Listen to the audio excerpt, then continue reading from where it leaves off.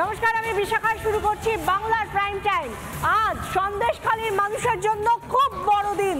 সেখানকার মানুষ এতদিন ধরে যে আধারে ছিল সেই আধার কাটিয়ে এবার আস্তে আস্তে তারা আলোয় আসছে। কিভাবে, কেন আজকে বড় দিন, কেন সেখানে সেলিব্রেশন, জানাবো আগামী আধ ঘন্টায়। অবশ্যই আজকে সন্দেশখালীর মানুষের জন্য বড় দিন, তার কারণ ধাপে ধাপে নতি স্বীকার করতে বাধ্য হচ্ছে এই রাজ্যের পুলিশ, এই রাজ্যের প্রশাসন, এই রাজ্যের সর্বোচ্চ প্রশাসকও।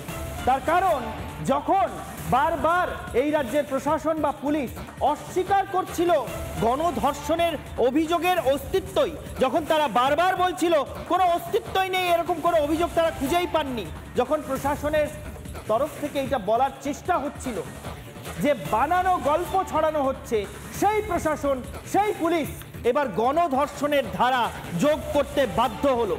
মানুষের কণ্ঠস্বরের চাপে নতি স্বীকার করতে বাধ্য হলো এই রাজ্যের পুলিশ। এই নিয়ে বিশদে আজকে বাংলার প্রাইম টাইমে দেখাবো আমি ঈশান দেব, এবং সঙ্গে থাকছে বিশাখা। ঈশানের কথা আমরা শুনলাম এবং সেই সূত্র ধরেই একটা কথা বলি যে আজকে আমরা যে ছবিটা দেখতে পাচ্ছি, আজকে আর কোনো ভয় নেই।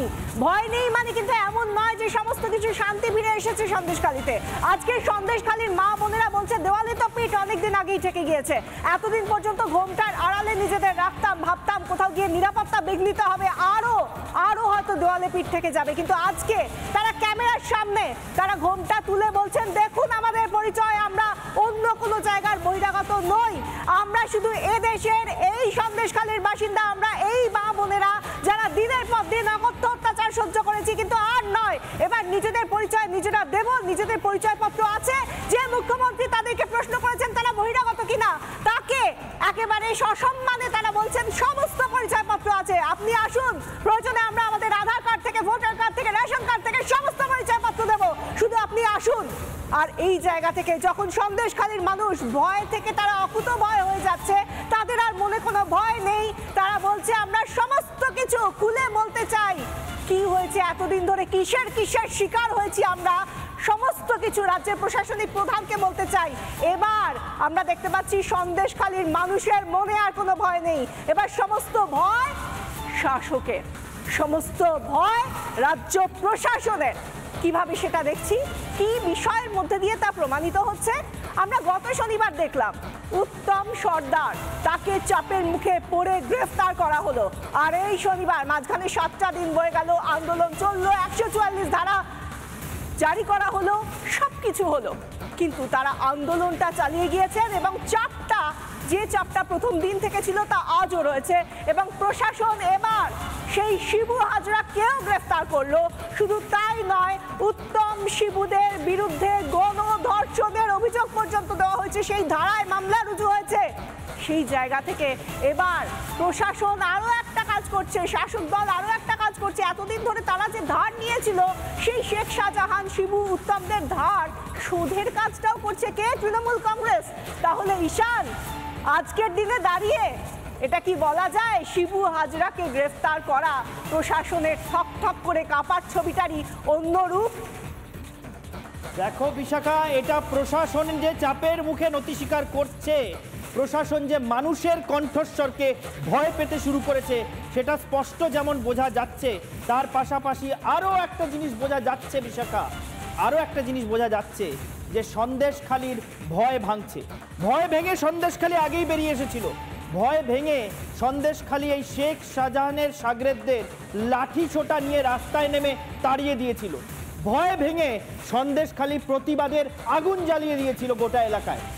এবং ভয় ভেঙেছে বলেই আজকে সন্দেশখালী ঘোমটা সরিয়ে কথা বলতে পারছে। মুখ ঢেকে অনেকে কথা বলছিলেন, তার সুযোগ নিয়ে এই রাজ্যের পুলিশ প্রশাসনের কর্তারা বলছিলেন যে মুখ ঢেকে যারা কথা বলছেন তারা বহিরাগত, তারা আদৌ সন্দেশখালীর কেউ কিনা তা নিয়ে যথেষ্ট সন্দেহ আছে। কিন্তু সন্দেহের অবসান এবার ভয় ভেঙে আসা মহিলারাই দেখিয়ে দিলেন। ভয়টা কিভাবে ধাপে ধাপে ভাঙলো, আর প্রশাসন কিভাবে ধাপে ধাপে ধাপে পিছু হটতে শুরু করলো, কয়েকটা ছবি দিয়ে একটু বুঝিয়ে দেবো। প্রথম ছবি আমি পিসিআরকে বলবো দেখাতে। আজকের প্রথম ছবিটা দেখুন, যাদের সঙ্গে এই ছবিটা দেখুন একটু, যাদের সঙ্গে এই ছবিতে আমাদের প্রতিনিধি বিশাখা কথা বলছে, তাদেরকে তাদের সবাইকে দেখা যাচ্ছে তারা মুখ ঢেকে রেখেছেন, কেউ ঘোমটা দিয়ে, কেউ গামছা দিয়ে আড়াল করেছেন, কেউ মাস্ক পরে রয়েছেন, এইভাবে মুখটা ঢেকে রেখেছেন। তার কারণ তাদের ভয় লাগছিল যে তাদের মুখ যদি এই শাসক দলের শিবু হাজরার বা উত্তম সর্দারের বা শাহজাহান শেখের লোকজন দেখে নেয়, যদি চিনে নেয়, তাহলে তাদেরকে এরপরে আরও বেশি হেনস্থার মুখে ঠেলে দেওয়া হতে পারে। কিন্তু এই ছবির পরে দ্বিতীয় ছবিটা দেখুন, পিসিআরকে বলবো, অনির্বাণকে বলবো দ্বিতীয় ছবিটা দেখাতে। এই ছবিটা দেখুন, সন্দেশখালীর মহিলারা ভয় ভেঙে ক্যামেরার সামনে চলে এলেন। এবার আর মুখ ঢেকে নয়, কোনো ঘোমটার আড়াল নয়, কোনো পর্দার আড়াল নয়, কোনো গামছা দিয়ে মুখ ঢাকা নয়, সরাসরি প্রকাশ্যে ক্যামেরার সামনে এসে তারা মুখ্যমন্ত্রীকে চ্যালেঞ্জ করছেন। এই রাজ্যের মুখ্যমন্ত্রীও বহিরাগত তথ্য এনেছেন, তিনিও বলেছেন বহিরাগতদের দিয়ে ওখানে গোলমাল পাকানো হচ্ছে। এই মহিলারা মুখের থেকে পর্দা সরিয়ে ক্যামেরার সামনে এলেন, যে অভিযোগগুলো এর আগে পর্দার আড়াল থেকে করছিলেন সেগুলো প্রকাশ্যে করলেন এবং করে বললেন আমরা বহিরাগত নই, আমরা সন্দেশখালীর। এবং যদি মুখ্যমন্ত্রী প্রমাণ চান যে আমরা সন্দেশখালীর কিনা, পরিচয়পত্র রয়েছে, এসে দেখে যেতে পারেন। ভয় ভেঙে যাওয়ার নমুনা সন্দেশখালী প্রতিটা পদে দেখিয়ে দিচ্ছে, প্রতিটা ধাপে ধাপে দেখিয়ে দিচ্ছে। আর তখনই একে একে ধাপে ধাপে পিছু হটতে হচ্ছে, নতি স্বীকার করতে হচ্ছে পুলিশকে, প্রশাসনকে, যে শিবু হাজরা, যে উত্তম সর্দারদের বিরুদ্ধে কোনো অভিযোগই নাকি খুঁজে পাওয়া যাচ্ছিল না, সন্দেশখালীতে গণধর্ষণের অভিযোগই নাকি ছিল না, যৌন নির্যাতনের অভিযোগ নাকি বানানো ছিল, সেই সন্দেশখালীতে পুলিশের কি এখন 180 ডিগ্রি অবস্থান ঘুরে গেল নাকি? সেখানে পুলিশ এখন কি বলছে? এখন গণধর্ষণের ধারা যোগ করছে ওই মামলায়। আরও একটা ছবি দেখব, সন্দেশখালীতে এবার শিশু সুরক্ষা কমিশনকে পাঠানো হলো। রাজ্যের শিশু সুরক্ষা কমিশনের প্রতিনিধিরা, শিশু অধিকার রক্ষা কমিশনের প্রতিনিধিরা সন্দেশখালী যেতে পারছিলেন না। জাতীয় শিশু অধিকার রক্ষা কমিশন তারা সন্দেশখালী নিয়ে স্বতঃপ্রণোদিত নোটিশ পাঠিয়ে দিলেন। তারা রাজ্যের প্রশাসনিক কর্তাদের কাছ থেকে রিপোর্ট চেয়ে পাঠালেন যে মায়ের কোল থেকে শিশুকে কেড়ে নিয়ে ছুঁড়ে ফেলে দেওয়া হয়েছে বা ফেলে দেওয়া হয়েছে, এরকম অভিযোগ পাওয়া যাচ্ছে। অবিলম্বে রিপোর্ট দিন। উত্তর 24 পরগনার জেলা শাসকের কাছে রিপোর্ট চাওয়া হলো। রাজ্যের শিশু অধিকার রক্ষা কমিশনের সদস্যরা বোধহয় সেসব ঘটনা দেখতেও পাচ্ছিলেন না, জানতেও পারছিলেন না। এবার সন্দেশখালীর মাটিতে তাদেরও পা রাখতে হলো। কার্যত এই রাজ্যের শিশু অধিকার রক্ষা কমিশনও কি স্বীকার করে নিল না যে শিশুদের সঙ্গে এই ধরনের অনাচার, অনাকাঙ্ক্ষিত আচরণ, দুর্ব্যবহার বা শিশুদের আক্রান্ত হওয়ার অভিযোগও সন্দেশখালী থেকে উঠে এসেছে? অর্থাৎ এই অভিযোগটাও কার্যত মানতে হচ্ছে। এবার এই নিয়ে বিশদে আসবো, কিভাবে ভয়ে ভেঙে এগিয়ে আসছে সন্দেশখালী আর কিভাবে আস্তে আস্তে নিজেদের আগের অবস্থান থেকে পিছু হটতে হচ্ছে পুলিশকে, প্রশাসনকে, তাই নিয়ে বিশদে দেখাবো। তবে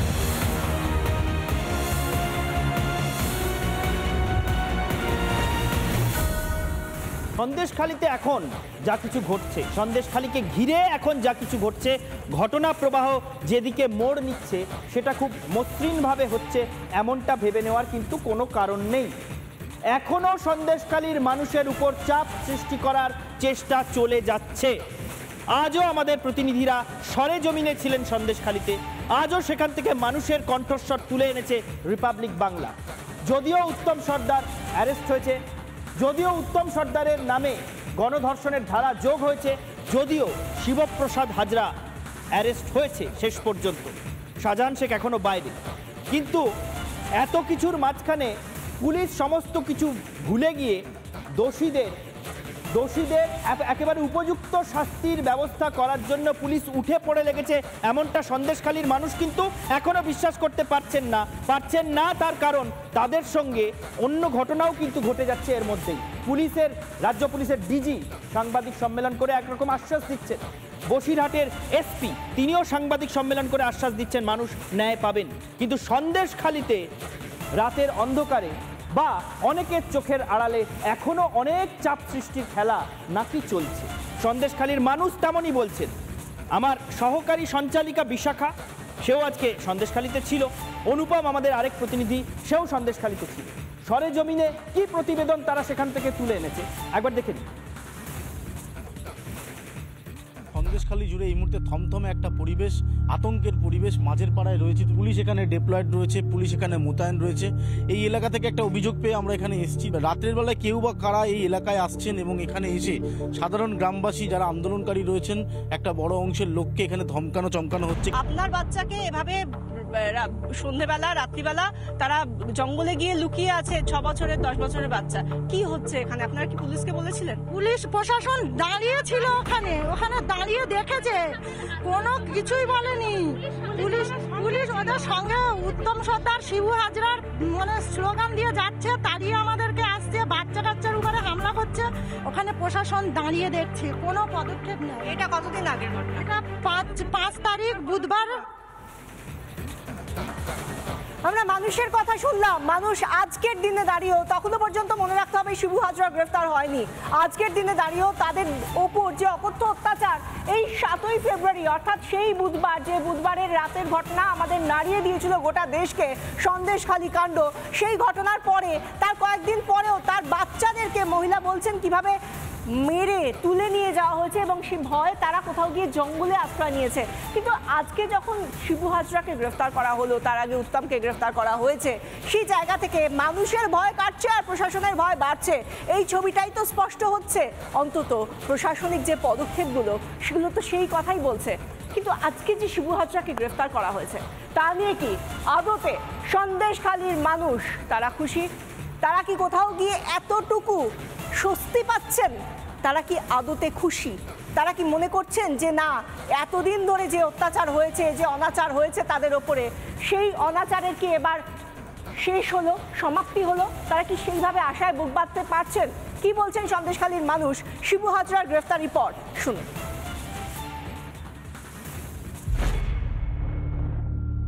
আমি বলছি যে উত্তম শিবু হাজরাকে যেমন গ্রেপ্তার করা হয়েছে, ওদের জন্য যাবজ্জীবন জেলের মধ্যেই থাকে, ওনারা ছাড়া পেলে হয়তো আমরা বাঁচবো না। আর একজন আছে শাহজাহান, ওনাকে যদি না ধরা হয় তাহলে আমাদের এখনো জীবনে নিশ্চয়তা নেই, কেননা উনি তো নাটের গুরু, তারপরে তো এরা তো আছেই। ওনাকে এখনো গ্রেপ্তার করাই দরকার। শাহজাহান, শেখ শাহজাহানকে না ধরা অবধি আমরা কেউ মানে নিস্তারিত ভয় আমাদের যাচ্ছে না। আজকে শেখ শাহজাহান যেন অ্যারেস্ট হবে, এখনো বাড়বে। শাহজাহান যতক্ষণ না গ্রেপ্তার হবে ততক্ষণ এখনো বাড়বে, আর ওনাদেরকে যতক্ষণ না যাবজ্জীবন জেল হবে বা ফাঁসি হবে ততক্ষণ আমাদের কোনো নিশ্চয়তা নেই। আমরা আন্দোলন করেই যাব। আমরা শুনতে পেলাম সেখানকার মানুষ, তারা এখনো পর্যন্ত ভাবছে কোন রকম আইওয়াস নয় তো এই শিবুর গ্রেফতারি।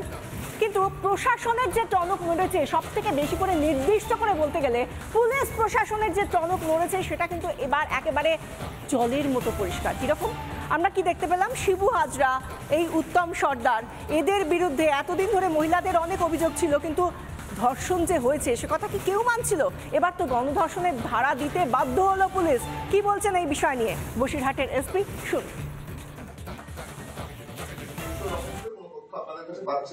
এখন দেখা যাচ্ছে গ্যাংরেপের মতন আমরা যার বিরুদ্ধে এত ভয়াবহ অভিযোগ, তাকে আপনি সংবাদ মাধ্যমের সামনে আছেন, আপনারা পুলিশ অ্যারেস্ট করতে পারছেন না। আমরা আগে থেকেই বলেছি যাদের যা কমপ্লেন্টস আছে ওটা লিখিত আকারে পুলিশের মাধ্যমে দিতে। যা যা কমপ্লেন্টস আমরা পেয়েছি তার ওই কমপ্লেন্টসের যা যা সেকশন আছে আমরা যথাযথ যেটা আইনি কারবাই হয় ওটা আমরা করেছি। এসডিপিও মিনাখা বলেছিলেন একদম শুরুর দিনকে যে উত্তম সর্দারের বিরুদ্ধে কোনো অভিযোগ নেই, তাকে রেস্কিউ করা হয়েছে, তারপরে তাকে পাঠিয়ে দেওয়া হয়েছে। মহিলারা সেখানে অভিযোগ করছিলেন, অবশেষে দেখা যাচ্ছে গ্যাংরেপের মতন অভিযোগ আসছে। কেন পুলিশের এই? যেই সময় ওইখানে ওনাকে রেস্কিউ করা হয়েছে ওই দিন যেটা কমপ্লেন্ট এসেছিল আপনারা এফআইআর কপি বের করে দেখতে পারেন, কারোর বিরুদ্ধে কোনো কমপ্লেন্ট ছিল না। কমপ্লেন্ট পরের দিন এসছে। বসিরহাটের এসপি কি বললেন সেটা আমরা শুনলাম, যে গণধর্ষণ নিয়ে বারবার অভিযোগ করা হয়েছিল, যা ভিত্তিহীন অভিযোগ বলে বলা হয়েছিল, আজ তাতে মান্যতা দিচ্ছে কে? খোদ পুলিশই। কিন্তু এর পাশাপাশি শুধুমাত্র পুলিশের এই যে ধারা, যে ধারায় মামলা রুজু হয়েছে শিবু বা উত্তমদের বিরুদ্ধে, শুধু তাই নয়, এর পাশাপাশি আমরা যেটা দেখতে পেলাম কি, যে পুলিশের বড় কর্তাদের মধ্যেও কিন্তু পদ পরিবর্তন হলো, মুখ বদল হলো। আমরা দেখতে পেলাম যে সরানো হলো সুমিত কুমারকে, যে সুমিত কুমার বারাসাতের ডিআইজি ছিলেন, তাকে সরানো হলো সন্দেশখালীর ঘটনা, কিছুদিন আগেও তিনি বলেছিলেন যারা দোষী তারা শাস্তি পাবে।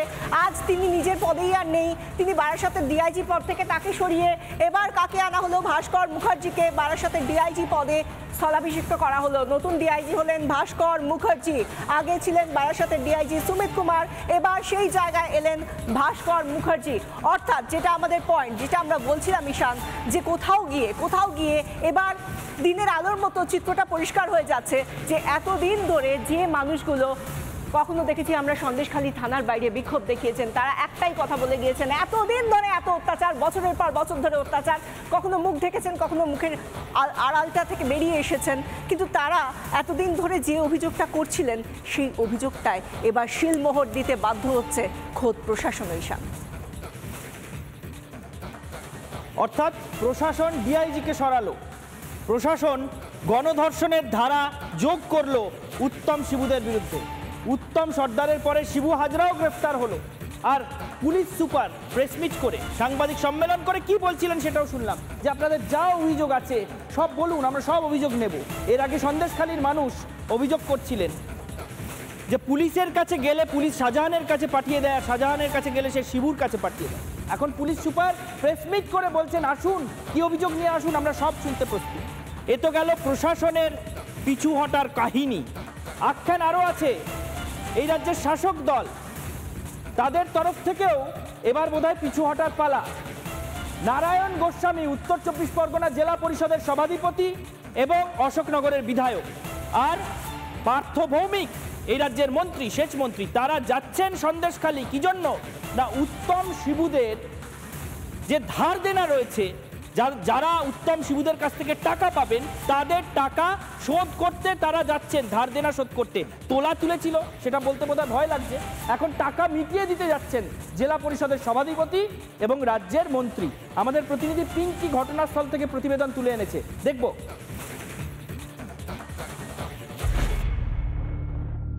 তৃণমূলের হচ্ছে কি আমাদের এখানকার মহাশ্বাস সর্দার বলে কি বলেছে? ওই দোকানে কার কত বাকি আছে সেটা লিস্ট করে নিয়ে গেছে। দাদা লিস্ট পাঠিয়েছেন কোনো? হ্যাঁ পাঠিয়েছি। কি লিস্টে কে এসেছিল নিতে?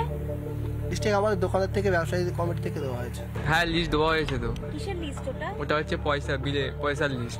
কিসের পয়সা? ওই যে টোটোয় ভাড়ার হিসাব ছিল ওটাই। আমার কাছে যারা পাবে তাদের লিস্ট টাকা তৈরি হচ্ছে। আচ্ছা, কারণ যাদের যে গরিব মানুষ অনেকেই তো লিস্ট টাকা পায়নি, এই কারণে যে তাদেরকে করেছে, সেই জন্য তাদের লিস্ট টাকা যাতে পায় সেই ব্যবস্থা আমরা করছি। আচ্ছা, মানে এই দোকানের অনেকে ধার বাকি রয়েছে, সেই টাকাগুলো আপনারা দিচ্ছেন? হ্যাঁ, আমরা দেবো কেন, যারা বাকি করেছে তাদের কাছ থেকে আমরা আদায় করে দেবো। মহেশ্বর সর্দার সহ এখানে তৃণমূলে যারা রয়েছেন তাদের কাছে আজকের অর্ডার এসছে, তাদের কাছে যাতে এখানে যারা ধার বাকি করেছেন এই উত্তম বা শিবু হাজরার উদ্যোগে বা নেতৃত্বে বলা যেতে পারে, যারা বহু দোকান বা বাজার যাদের কাছ থেকে যাদেরকে বঞ্চিত করেছেন তাদেরকে যেন টাকা ফিরিয়ে দেওয়া হয়, সেই ব্যবস্থা এবার শুরু করলো তৃণমূল কংগ্রেস।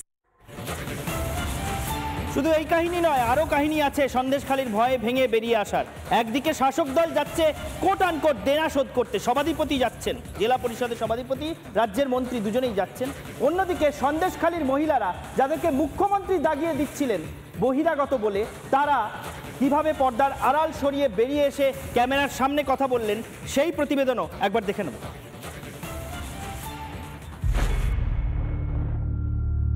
আজ সেই মায়েরা বোনেরা সামনে এসেছেন এবং রিপাবলিক বাংলার ক্যামেরার সামনে তারা বলছেন যে আমরা আজকে মুখ খুলেই কথা বলবো। দিদি, রিপাবলিক বাংলার ক্যামেরার সামনে আবার হ্যাঁ আজকে মুখ খুলে, হ্যাঁ, ভয় লাগছে না? কিসের ভয়? আজ মরলেও মরবো, 10 বছর পরে মরলেও মরবো, মরণ তো আছে, এর জন্য ভয়ের কি আছে? আমরা যে বহিরাগত, আমি মাননীয়ার কাছে এইটাই প্রার্থনা করছি যে প্রমাণটা দয়া করে দেবেন। আমরা যদি এখানে বহিরাগত হয়ে থাকি তাহলে আমাদের বহিরাগতে এমন ড্রেস হবে কেন? কোন কারণে হবে? আমাদের দেখো কি অবস্থা, রেশন কার্ড আছে, তাহলে কি করে বহিরাগত বলছেন? কি করে বলছেন? আজ একটা মুখ্যমন্ত্রী দিদি হয়ে বহিরাগত বলছে, কিসের কারণে বলবো? সাহস করে বলছেন মুখ লুকোবো না, কিভাবে প্রতারিত হয়েছি, কিভাবে বঞ্চিত হয়েছি সবার সামনে তুলে ধরবো, কারণ আমার আর হারানোর কিছু নেই, তাই তো? হ্যাঁ, আমার জমি চাষের জমি ছিল, চাষ করেছি, ধান ফলেছে, সেই ধান তুলতে পারলাম, কল ঘর সমস্ত ভেঙে দিয়েছে। কে ভেঙে দিয়েছে? শিবু হাজরা নুনা জল তুলে দিল। শেখ শাহজাহানকে চেনেন? হ্যাঁ ওই তো মাথা। আপনি বলেননি যে একটু সময় চাই, একটু সময় দিলে ভালো হয়? চেয়েছি, সময় হবে না, ধান বাড়িয়ে গেছে, এরকম ধান মাথায় এরকম করেছে। ধানগুলোকে জিসিবি দিয়ে মাটি চাপিয়ে দিল। এই মা লক্ষ্মীর বুকে অন্তরে ব্যথা দিয়ে, গর্ভবতী মা তারও অন্তরে ব্যথা, সেইতে মাটি চাপিয়ে দিল মা। আমাদের জমিটা ফেরত চাইলে আমার।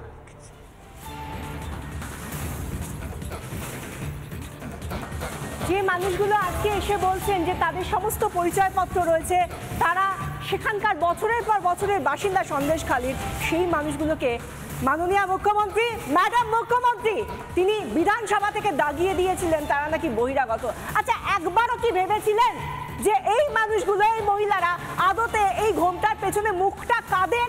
একবার কি খোঁজার চেষ্টা করেছিলেন তারা কেন এই ধরনের অকথ্য অত্যাচারের কথা বলছে? সত্যি কি গল্প? গ্রামের পর গ্রাম সবাই গল্প বলছে। একবার কি খোঁজ নিয়েছিলেন ম্যাডাম মুখ্যমন্ত্রী? এটা কি করা যেত না? আজকে তো একটার পর একটা পদক্ষেপ বলছে যে এই মহিলারা যা বলেছিল সেটাই সত্যি। ঈশান, একেবারেই তাই। এই মহিলাদের যে লড়াই, সেই লড়াইয়ের আখ্যানের সঙ্গে প্রথম দিন থেকে রিপাবলিক বাংলার ছিল, আজও আছে, আগামী দিনেও থাকবে। বাংলার প্রাইম টাইম শেষ করছি এখানেই। দেখতে থাকুন রিপাবলিক বাংলা।